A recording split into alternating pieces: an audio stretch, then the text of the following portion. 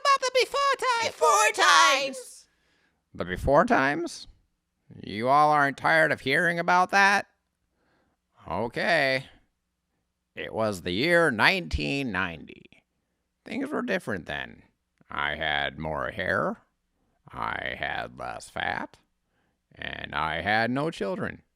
So it was a wonder that I ever got into comedy at all. Well, anyway, I was traveling and I was hungry. So I went to the Hudson News to find some Snickers.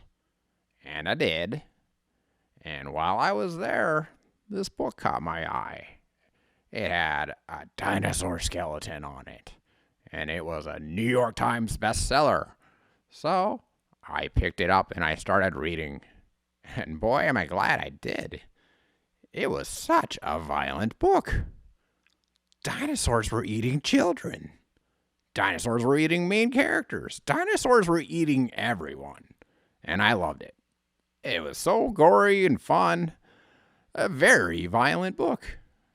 I read it cover to cover on the plane. I couldn't put it down. There was one death scene that I really enjoyed, that I really wanted to see in a movie. I thought this would be a good movie scene where this character is dying from a dinosaur mauling, because he had a real poignant speech. Well, I got my wish a couple years later to see a movie version of that book. Steven Spielberg was directing it. E.T.? Yes, that's Steven Spielberg. I was jazzed beyond belief. I couldn't wait. It was going to be the best, most violent movie since Jaws. Jaws! So I actually waited in line opening night for hours, just standing there, eating the food I brought until the movie theater door opened and I got in, and I was so excited to see all these dinosaur deaths and maulings and killings and blood everywhere.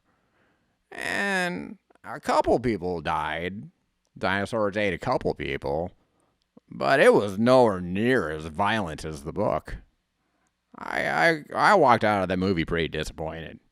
And especially some of the deaths I wanted to see didn't happen. Jeff Goldblum's character was the one that had the great speech about, I can't remember what it was about. It was a great speech about science, I think. And then he died in the book, but he didn't die in the movie. He just lived. So I walked out of the theater thinking, well, that's a disappointment. The book was much better. And I thought that was that. Well, a couple years after that, I was in the bookstore again. And I saw a new dinosaur book on the shelf. The Lost World. I had to pick it up and start reading it. Well, imagine my disgust when I discover that the main character is Jeff Goldblum. He was supposed to be dead. It was then I realized this was not a sequel to the book Jurassic Park. This is a sequel book to the movie Jurassic Park. Made no sense.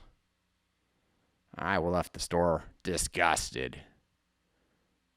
And that is what the before times were like.